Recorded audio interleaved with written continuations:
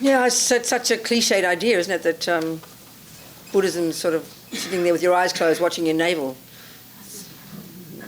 So there's this nice analogy we'll talk about tonight. There's a nice analogy that Mahayana Buddhists have that a bird needs two wings, you know. Wisdom, which is the internal one, and then compassion. And the point, in other words, of putting yourself together is so you can help others. This is the point, you know. The compassion wing is like the political wing. So anyway, I'm going to start with a little prayer. This prayer is expressing two thoughts. The first thought is for anyone in this room who's already identifying with being a Buddhist. It's just reminding us or reiterating our reliance on the Buddha and his teachings.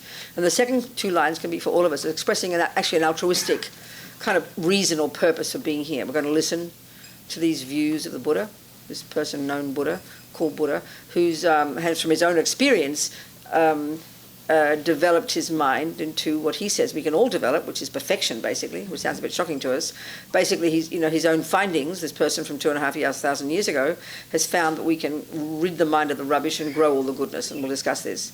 And so we're going to listen to this advice. Because he's not a creator and doesn't assert a creator, the view isn't one of belief, you know, not a question of that. It's listening and seeing if there's some tools we can take from this. And there might not be, and that's okay. You're the boss, not Buddha. But to listen to it like as if it were cooking class. You wouldn't want me to just rave on about how nice cakes are. You'd like a recipe or two, please, you know. So hear it with that perspective, that it's advice. And if you can take the advice or not, that's up to you, you know. And why? So we can develop our marvellous potential so that we can in turn be of benefit to others. Because we all live in this world together, you know, no choice. I'll just sing this little prayer in Tibetan. Sangye chörang soke chognam la changcho badu dagni kyab suchi dagi chönyen gipe sonam ki drola penche sangye drupa shog Sangye chörang soke chognam la changcho badu dagni kyab suchi dagi chönyen gipe sonam ki drola penche sangye drupa shog Sangye chörang soke chognam la changcho badu dagni kyab suchi dagi chönyen gipe sonam ki drola penche sangye drupa shog.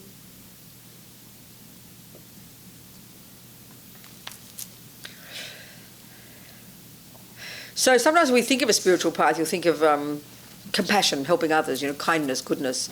And this indeed is true, so in Buddhism. But it's sort of framed in a very clear way, you know. As I said before, there's wisdom wing and the compassion wing. The compassion wing, in a sense, is the point. It's the activity wing. It's the wing where you get out. It's where you benefit others. But as the Dalai Lama often says, compassion is not enough. You need wisdom. So in other words, in order to be able to benefit others, you've got to put yourself together first. So what does that mean? Well, in Buddhist terms, that means you've got to know your own mind, you know. Buddha's expertise is the mind, actually.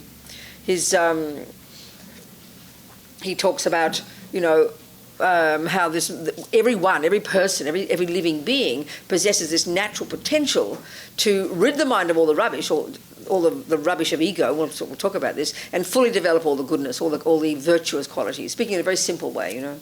And this is coming, as I said, from Buddha's own findings, from his own direct experience. Buddhism is not revelation. Buddhism isn't a belief system.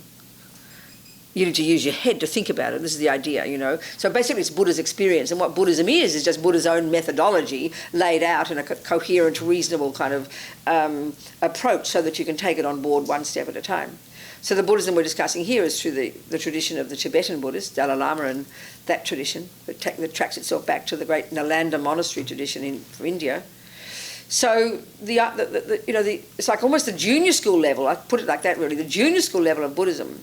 Before you even begin to look at your mind, before you begin to meditate, quote unquote, which is the way people think about Buddhism, before you even begin to know your mind, you've got to first control your body and speech. So you can almost really say that junior school level of Buddhism is do what your grandmother says. Behave nicely, please. You know, back off, don't harm others, don't kill, don't lie, don't jump on the wrong partner, don't take things that aren't yours. I mean, it sounds almost too boring in a way, as if that's spiritual practice. We all know that stuff. But somehow it's really fundamental. If you can't, you know, if we run around following every feeling we have and using our body and speech to harm others just to fulfill our own neuroses, I mean, look at the world, then how can you possibly begin to help others. We've got to first at least refrain from harming them. And that means then we can start to go to high school, if you like, and then really become a Buddhist, which is knowing your own mind. As I said, really the expertise that Buddha has is the mind, but not the way we think of the mind. He doesn't talk about a brain. You ask some great being in a mount, up in the caves meditating, one of these Tibetan, let's say a Tibetan, who hasn't seen the Western world, you ask him where his brain is, he would have no idea. But you could say he knows his mind very well.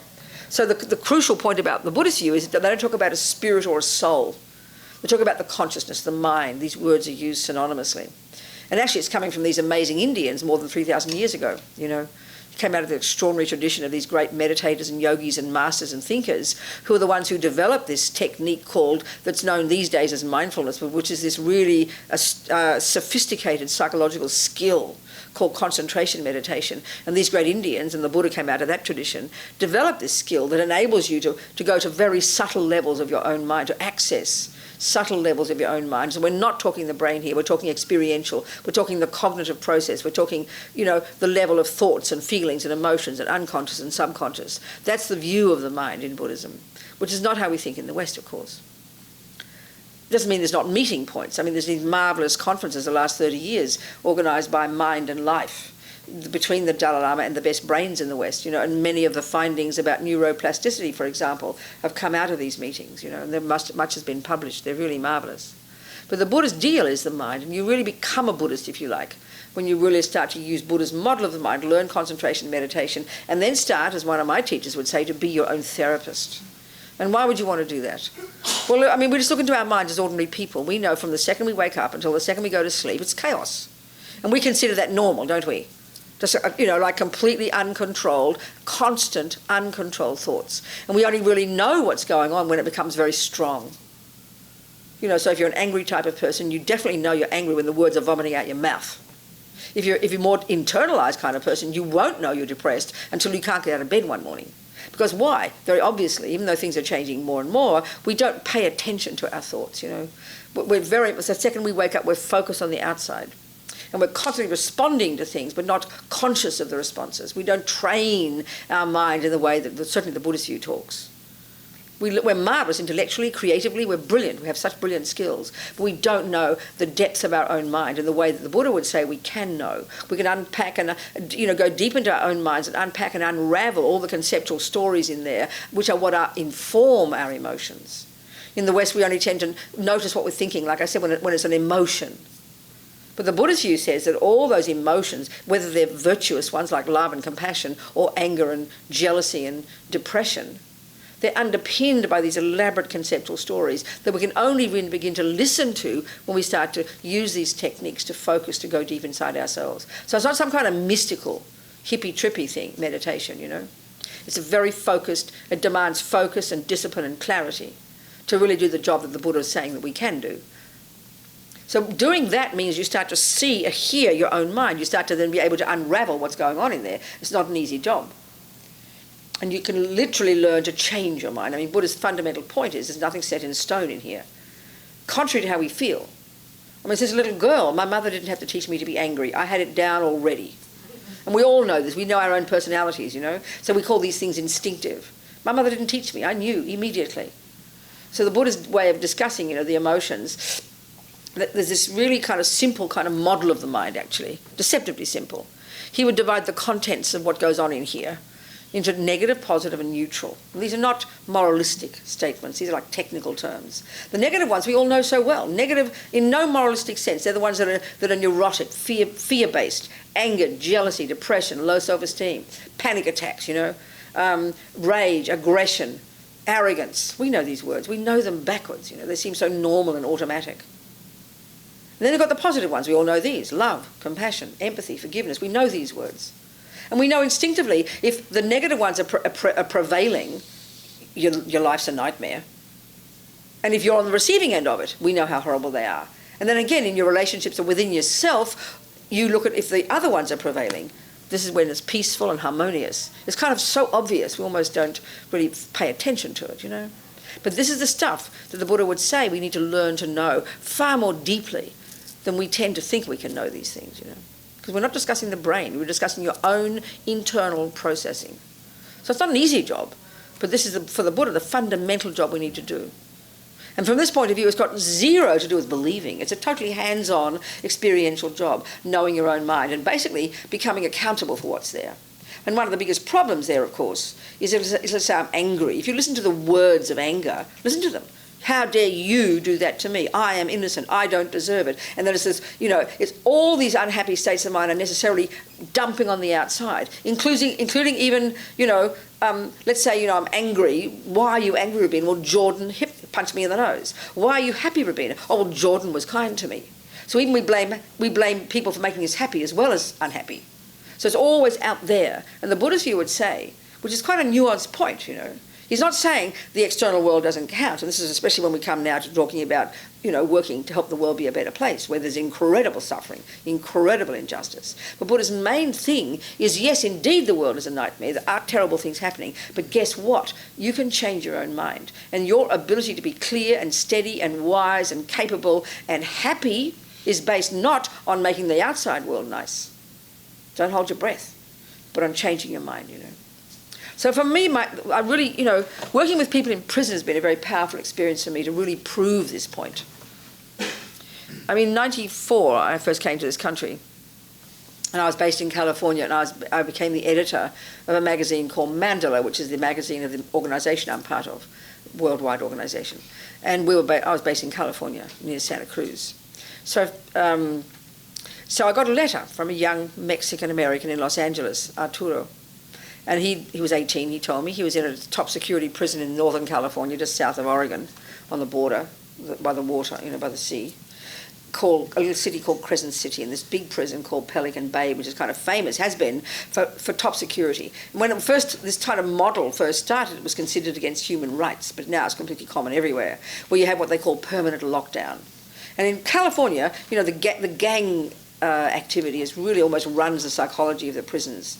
Things are changing a little bit, but hugely. The Mexican gangs, and they're unique to the prisons. Like there's the northern Mexicans, the southern Mexicans. They're the worst enemies. They're the black gangs, a couple of black gangs. There's the white supremacist gangs, the Asian gangs, and it's an immense psychology. And it's so much of the activity of in the prisons is determined by the way the gangs function. And so many of these young Mexicans come into prison from being gangs in the streets. And so Arturo told me that he'd been in gangs in Los Angeles since he was 11. Went to juvenile prison when he was 12, got out at 16, and then back in prison with 3 life sentences, and he's still there now. He's getting on for 40. I saw him just recently. Hopefully getting parole. Jerry Brown, I think, isn't he Jerry Brown, the Californian governor, changing the rules there. And because they need to be changed, because the overcrowding is beyond belief, because the sentencing is so severe. I mean, they say in the United States that the general understanding, the consensus is that the United States it's 5% of the world population, but it's got 25% of the prison population, meaning a quarter of all humans on Earth who live in a prison live in this country. Kind of depressing number, So there's talk more what to do. It's like this enormously difficult, it seems to me. But the sentencing is really severe. So there was this young man, when he was 16, tried as an adult and given 3 life sentences, indeterminate as they call it. It's up to the people. If he behaves well, he's possibly allowed to get out after 25 years. It's now like he's nearly hitting 25 years, I think. So the thing was, he'd read a Buddhist book. He was sitting in his cell 23 hours a day, his little orange jumpsuit, in which they're allowed to have 10 books, no hardback because you can whack your celly. The inside of a pen, because you can't have the hard part because you can stab your celly. The food is beyond disgusting. I think it costs 60,000, 70,000 a head to keep them in these places. Some person who worked in the prison system in California years ago told me it's the only growth industry in California, kind of sarcastically, It was kind of intense. Anyway, it's not the political issue I'm discussing here, but it is intense. So there's this young man, 16 years old, tried. He's sitting, he had a fight in the gangs. That's what you do in the prisons. You stab each other, that's what you do. You have your wars. They love their wars. And then he's put into this top security section where you're in your cell 23 hours a day, profoundly limited, And like a nightmare, like hell, actually. The cells are no bigger than your toilet. I mean, like a bathroom toilet, with your bathtub and your shower, and a small bathroom. A small bathroom, 8 foot by 10 foot maybe. Two bunks, lights on like this all the time, day and night. Noise like you can't even imagine, like a rock concert, as somebody said, all day. Maybe 3 hours, maybe quiet. like hell, and much of the noise is completely violent because people go mad. I mean, you put yourself with your best friend in a small bathroom 23 hours a day, I'm sorry, you'd kill each other. There's no question. The insanity of it, you know. So the intensity of it is remarkable, and there's some of these people, I mean, here he was, this young man, he's intelligent, these Mexicans are very intelligent, big hearts, you know, since they're little children brought up in gangs. He's got nothing else to do, sitting in his cell all day, so they have a good library, and luckily there's some Buddhist books, and he got this book of Lama Yeshe, and he was moved by the talk of compassion, so he wrote, and it was to our address, to the Mandala magazine, I got his letter. So the whole thing started from there, and then I was running it for about 14 years, and at some point I had about, 9 full-time staff. We were getting 1,000 letters a month from prison. The main program we used was to receive letters and then to have mentors all around the world who would then write to people. Because you'd visit one prison, take you 3 hours to get there, and then 1 month later they'd all been put in another prison. It was impossible, you know. So writing letters was very powerful. We'd fake their phone calls. We'd send books, very generous with books. So we'd have 1,000 letters a month. I think over those years, maybe 25,000 human beings had written to us, Australia as well as America. So the thing was, what I found so moving was because these situations are quite dire, you know, you can't do anything. There's no choice to do anything. You have no freedom to do anything. No freedom, nothing. So you either go mad or you change your mind. And this, of course, is the point that Buddha's making. So it's kind of ironic in a way, because I remember Arturo wrote to Lama Zopa Rinpoche, one of my teacher, and because we did a magazine and they'd read his teachings, so they'd write to him and he'd write these long letters back. And often he'd say, and he said this to Arturo, and there's this young man, by the way, in a cell 23 hours a day, like I mentioned, right? Like hell, you can't conceive of such suffering. And Lama Zopa said to him, your prison is nothing in comparison with the inner prison of ordinary people. And that's us. And then he said, the prison of attachment, the prison of anger, the prison of depression, the prison of anxiety, you know, these things. Which seems a bit almost ridiculous to us, because we have busy lives, we have a house, we have maybe some family, some friends, with money in the bank, got a credit card, things seem to happen reasonably well. But if we start, when we know that when things go wrong, look at the nightmare. Someone, you know, your hubby leaves you, you get cancer, someone sacks you, fires you, whatever we say here, I forget. You get sacked here or fired? Sacked, fired, both. Okay, right. So as long as everything's going smooth, you know, we all feel life is good. But then we know the millisecond something goes wrong. We all know this. Then the nightmare starts. And we all know. And look at the levels of anxiety, the levels of depression among, quote unquote, ordinary people, not just people in prison or on the streets, you know.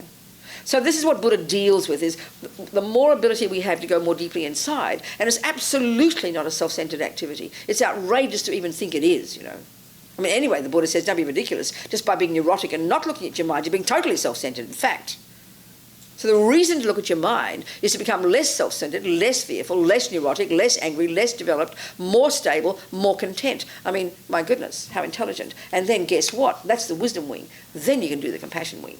Because if you're completely neurotic and can't handle anything in your life, you can't even help a dog, you know. You just make a mess, because the neuroses in us completely pollute any goodness within us. So the wisdom wing is so crucial. So the one of the inner prison is so intense, you know. So there's an example I always like to use about, one of the prisons. I didn't know this woman. I read about her. She was a woman in Florida 30 years ago, I think, hitching with her husband and kids. And they got picked up by two fellows, and the guys got stopped by the police, and the two guys killed the police and blamed these hippies, basically. So they were put on death row, you know. So you can't even conceive of the nightmare if you just think about it for a moment. Well, we get accused of the tiniest thing, and it's like a nightmare. The husband was even executed. Then finally somebody confessed, I think, and she got out after 17 years. But the point I'm getting at is this, you know, this inner prison business. There she was in this total nightmare. And you can only imagine this process she'd have to go through to finally, and she was brave and intelligent enough to be able to do this. Sometimes people I know in prison can never get to this one. She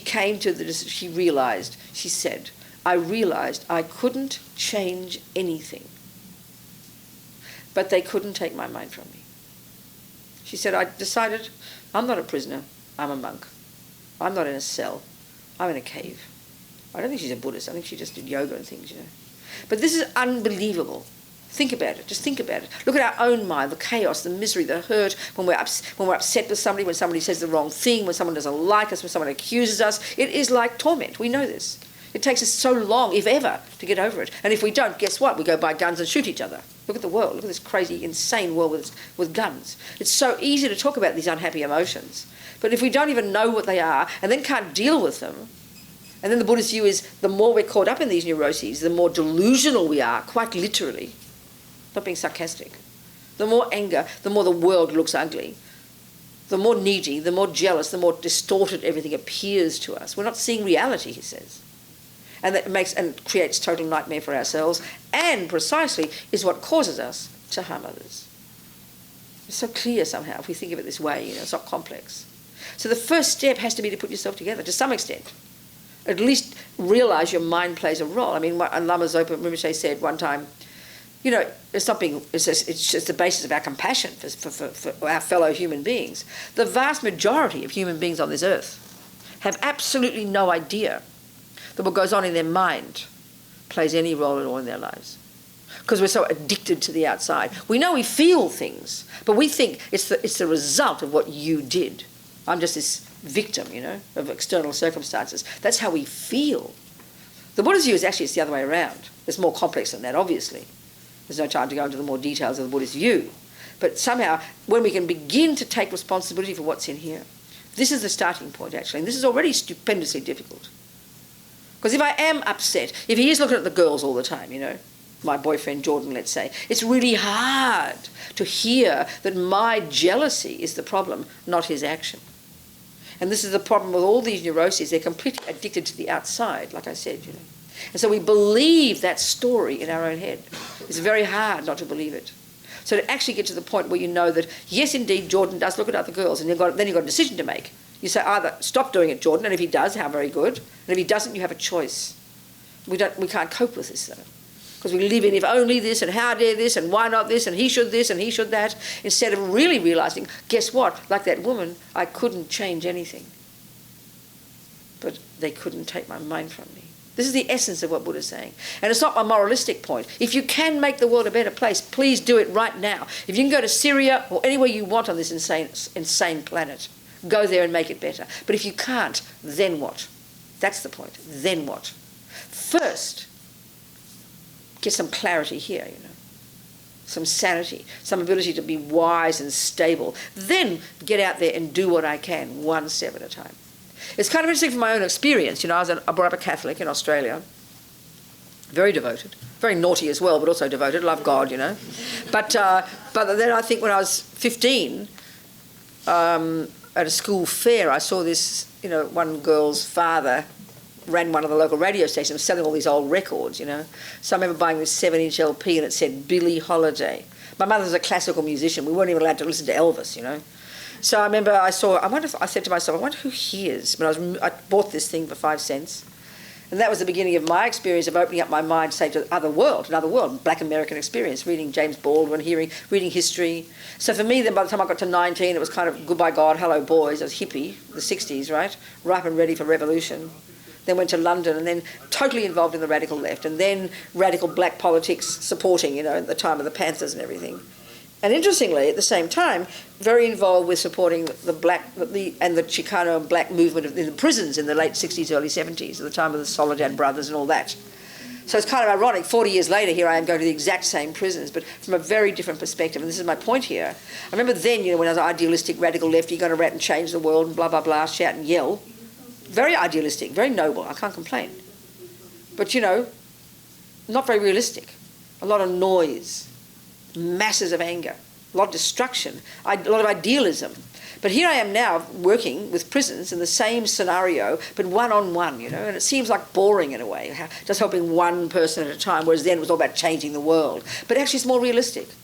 Even if I look at the numbers over the years when I worked with the people in prison, all the books we sent, the people whose lives we touched even once, then that person will affect somebody else. It goes in more deep. And for me, this is the point now, not trying to be a revolutionary. Yes, indeed, as the Dalai Lama says, get out and demonstrate. Nothing wrong. But because we're shouting and yelling, doesn't mean things are going to change. So never stopping doing something, but being realistic, doing what we can, and not having, expecting overnight everything to be perfect, because we can see very clearly it doesn't work this way. And so one of the things that's interesting,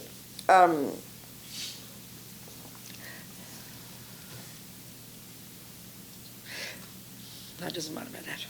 Okay. So, to help others, as I said, the Dalai Lama says compassion's not enough. First, you've got to have wisdom. So you don't wait until you've perfected everything in here. This is the achievement of what Buddha calls nirvana, the ridding of all your own rubbish and the development of your goodness. Don't wait till then. To whatever degree you can put yourself together, then you can be a benefit to others, you know. So the way to understand this is to understand the Buddhist model of the mind. So in these negative states of mind, it's like a hierarchy. And the root delusion, and one of the words for these states of mind is kind of interesting, it's the word delusion, which is quite intense. Because if somebody accuses you of being delusional, you'd be very offended, because you know that they're saying you're not in touch with reality. And that's a very key point that Buddha's actually making. The more we're caught up in all these neuroses, like anger and fears and jealousy and depression, and we all know it, the more distorted our view of ourself and the world is. It's very clear, you know. It's very clear. So then if I'm running around following all these emotional feelings up and down like yo-yo, then it's very little I can do to help others, because I'm seeing everything through the filter of my own neuroses, you know. And then you keep changing. And so anger can be it can be very cathartic, you know. I remember when I was an old radical lefty, it was very cathartic. But I remember reading His Holiness the Dalai Lama say one time, he was asked by a journalist, it seems that anger is very productive, it can make you act, you know. He said, yes, I know what you mean, it's true, but he said if you're mainly coming from anger, it doesn't last, like the bubble bursts, you know. I mean, that's very clear. I can think of all the people I used to work with politically, they're all, you know, if not dead, they're fat and middle-aged and couldn't care less now. You give up. As he says, if you're just going through anger, you know, it doesn't last and you give up. But if you're coming from compassion, which is this very stable wish to help, not some emotional thing, then you don't give up. And I remember even Martin Luther King, it blew my mind. He said, you know, it's good to be angry, meaning it's good to find fault. You need to see there's war there, sexism here, racism there. That's what it means. What we mean by anger is see how bad it is out there. There's no question. But just ranting, and he didn't say that, but just ranting and raving about it and getting all emotional, what good is that? You make a big noise, but you don't do much. And often what you do, you make a mess. But as he said, Martin Luther King said, it's good to see there's something wrong, but then you say, what can I do to help? That's compassion. So you've got to see that something's wrong. But instead of just raving about it, going on about it, we love to do that, being angry, see what you can do to help. And then the point is, often there isn't much. Then we get depressed, then we can't bear it, you know. But this is the one about stability. Once you realise, you know, okay, Buddhism's got all these views about why there's suffering, all the Buddhist explanation, the philosophical teachings about karma, another whole discussion. There's an explanation for why it's happening, so you're not constantly pulling your hair out trying to wonder why is there suffering, why is this happening, because we don't have answers in our materialist view. You might have answers if you're a Christian or a Muslim. Buddha's got his own answers, which is about karma. So you don't go on about it, you see what can you do, you know, to help. And you help one step at a time without any fantasy expectations. You don't hold your breath for change to happen. So the thing about attachment, in this hierarchy of these delusions the Buddha says we're all run by, there's the root delusion, which is this very primordial, mistaken sense of a self, on the basis of which the main reason for our suffering in day-to-day, which is a surprise to us because this word, we don't use it like this in our culture, it's this thing called attachment. This is primordial in the Buddhist understanding. It's a deeply ingrained, primordial, constant, neurotic, deeply ingrained, constant, instinctive, desperate neediness for me to get what I want every second. The millisecond it doesn't get what it wants, that's called anger. And we go between these two 1,000 times a day. This constant, and it's not like articulate, it's not spoken, I want it this way. You're driving down the road feeling all content, and then a car jumps in front of you and you get upset. We think that's normal. Well, that's called anger. And why? Because your attachment didn't get what he wanted. This default assumption, deep in our bones, kind of frantic, that I must get what I want every second. So attachment also, this part of us, very primordial, like I'm saying, the way Buddha's talking. It's also an assumption. It can only bear the nice things. It can't stand ugly things. So we go between this attachment and aversion. Aversion is like the bare bones state of mind beneath what we call anger. But look at the mild versions of it. Irritation, annoyed, frustrated, upset. Polite words for anger, really mild versions of anger. Depression is internalized anger, internalized aversion. So attachment is this energy that desperately wants things to be nice, just drives us, so primordial. And then the millisecond it doesn't meet what it wants, the millisecond it's thwarted. You order chocolate cake, you get carrot cake. You get upset. Oh, hey, I ordered chocolate cake. And it's the same in the worldview. When your attachment is there, wants the things to be the way a certain... So when I was an old hippie, I blamed all the straight people. So I'd get angry with the straight people. And then I gradually went into being an old radical lefty. So then I blamed all the rich people. It kept changing. Then I got into supporting black politics and I blamed all the white people. Then I became a radical feminist and I blamed all the male people.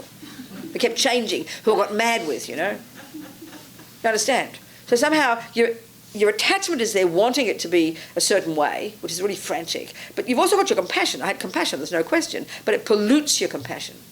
So the millisecond my attachment didn't get what it wanted, shout and yell.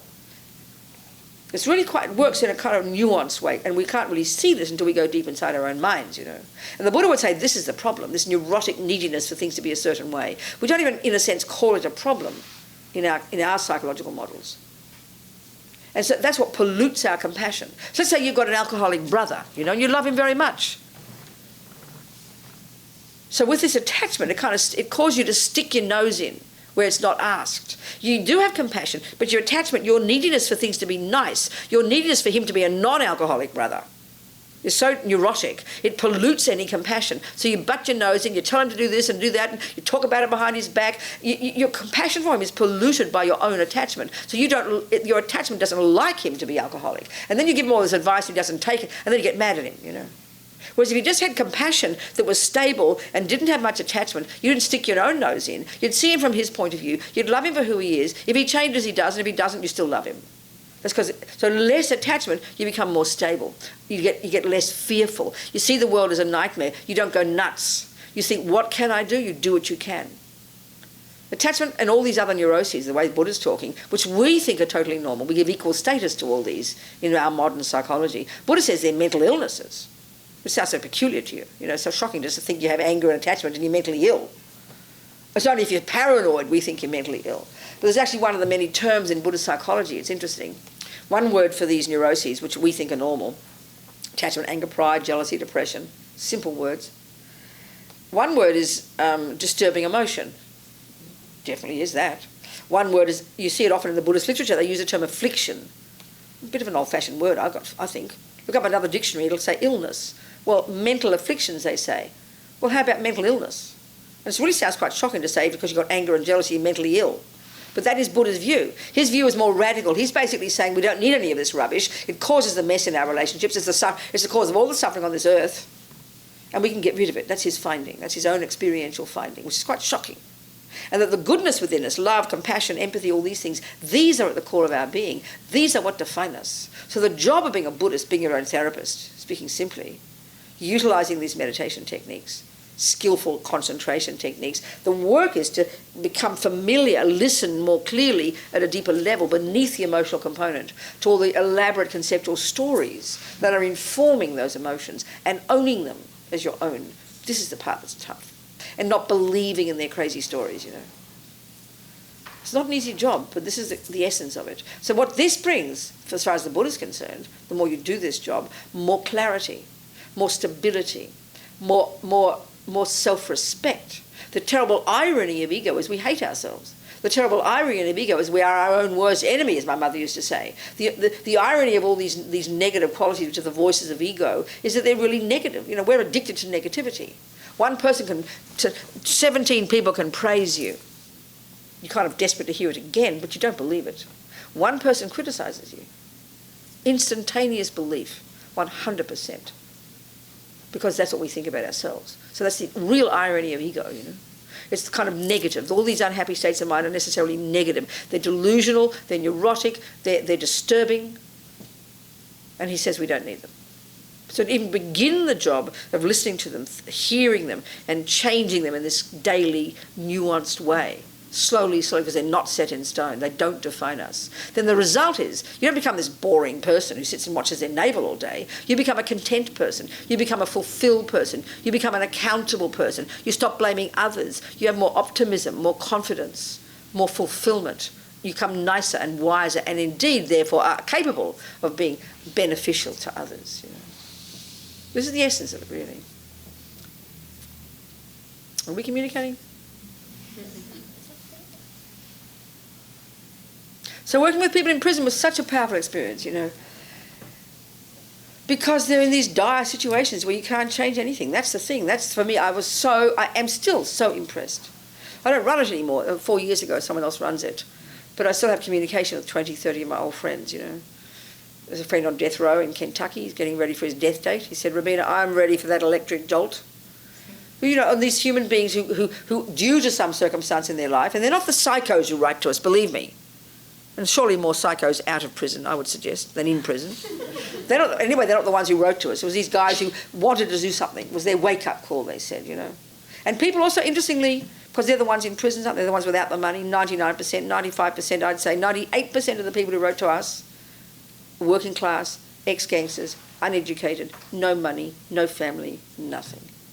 It's kind of bizarre, and it's in all countries, isn't it, that the justice system is all about street crime, you know, and the rich mothers on Wall Street and the corporate crimes. You know, BP can do oil spills that kill countless people and they just get fined $1 billion, like nothing, you know. Because the laws are structured this way. It's kind of tragic. In all countries, the same, you know. It's the poor, the working class. It's incredible. I saw this in prisons. All the letters we received, you could tell immediately which ones had any education at all. Some of these people would even write who didn't even know how to spell. They were so courageous just to put phonetics down to show they wanted to receive something. Many of the people I know in prison have educated themselves by reading the books, you know, that we sent.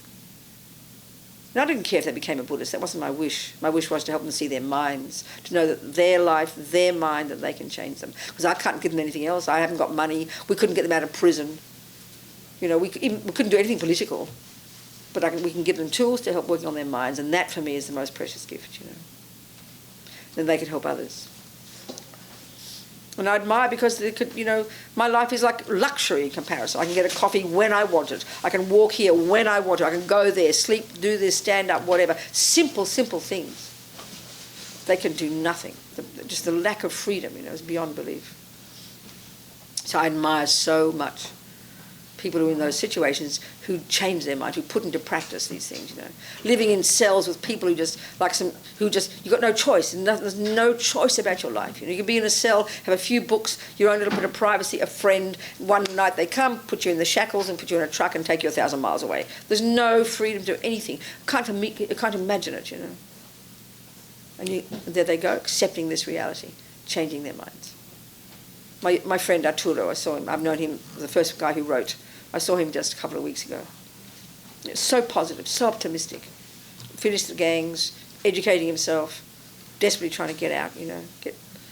Just really optimistic, positive. It's unbelievable. So admire. Since he's 11, this is all he's known. He's now nearly 40. And what you see is too, because of this horrible place, these prisons, people are so emotionally ungrown, you know. You're treated like a child. You're patronised. Not to mention all the violence, forget that. So it's remarkable that a person can grow in that environment. It's really quite extraordinary, you know. I have such admiration. And such perfect examples. Because when you can't change anything else, like that woman said, they couldn't take my mind from me. And our trouble is because everything's going nice and we get lovely things and things go well, and, you know, your attachment gets what it wants, then you don't know. We don't know that we're not dealing with our minds. It's only when the bad things happen that then we have the nightmares, you know. So working on our minds is Buddha's view, is just fundamental.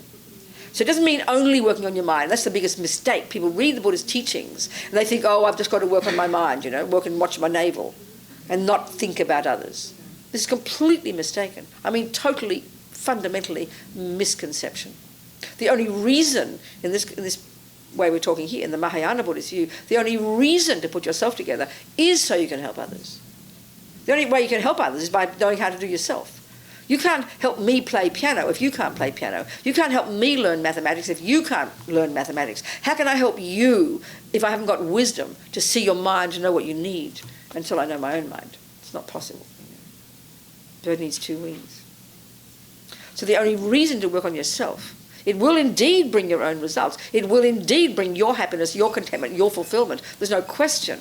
But then what comes with that is natural empathy. You realise we're all in the same boat. All in the same boat. So in the Mahayana view, the Bodhisattva path, they talk about the Bodhisattvas developing this incredible kind of courageous attitude. If I don't do it, who will? You know? They talk about compassion. So in the positive states of mind, that second category of states of mind, all often described in all subsumed into compassion. The essence of it is the compassion wing, as they say. So love and compassion, they're like flip sides of the coin. Love in Buddhist terms is defined as like a thought, the wish, may you be happy. Who you see people happy, you delight for their happiness. Compassion is you see their suffering and you empathise and wish they didn't have it. You're moved by it. But there's this whole other level of compassion. It's great compassion. It's a technical term, mahakaruna in Sanskrit. And it's this much more powerful level, which is the unique characteristic of the compassion of the Mahayana path, the Bodhisattva path. And this is a crucial one has to train. It's the one that says, what can I do to help? It's what Martin Luther King said, What can I do? Not just have compassion and sit there, but what can I do? Now, don't get frantic. If you can't do much, maybe you can't. It's okay. But you've got to ask the question first. And that's the action one. That's where you get out there. And that's the one that is courageous, You become courageous. You realise, they talk about the levels in Buddhism, the levels of compassion you can accomplish, way more than we can conceive of in our world. That would be for all sentient beings, all beings, the harmers as well as the harmed, Because we're all in this same boat, harming ourselves and harming others. So you have this attitude of a responsibility, like a mother for her child. All the time, this view of the bodhisattva that comes slowly, this fierce sense of responsibility. If I don't help, who will? Not neurotic, but courageous, But that can only come if you're overwhelmed in your own relationship, your complete victim mentality, you're completely neurotic, jealous, depressed, angry. How in the name of God could you have compassion for even a dog? It's not possible. Impossible. You're completely self-absorbed. And that's again the irony of all the suffering we have. We're all victims, So you can't possibly empathise with others. You've got to work on yourself first. And often the compassion we have now is sentimental compassion. It's only compassion for some people, innocent victims, dogs and children. It's about all we can come up with, Animals and children. But the Buddhist view is we need to develop compassion for everybody, which is insane. Why would I have compassion for a pedophile, Why would I have compassion for a psychopath? Well, the Buddhist view, okay, he's got his views of karma, but he says basically because we're all harming ourselves. The psychopaths harming themselves, and then indeed harming others. This is a tragedy, But we won't see that until we see ourselves. We won't see that until we see how we are harming ourselves. It's not blame.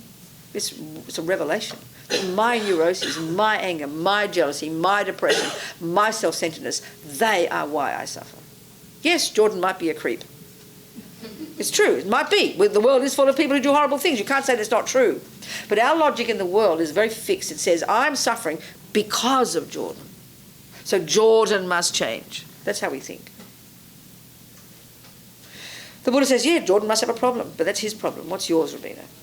Mine is my attachment, my anger, my fears. And then if I develop less than those, then I have the skill to say, thank you, Jordan, bye, I'm leaving. But if you're in the victim one, you're paralysed. And victims blame because we're impotent, So growing our own qualities, which bring our result, which bring our contentment. Don't think that's not important. Then we're qualified to help others. And one has more enthusiasm for it. And one does you can do what you can. You can't do more, you can't make all things change. You go one step at a time. Stable, optimistic, helpful, useful,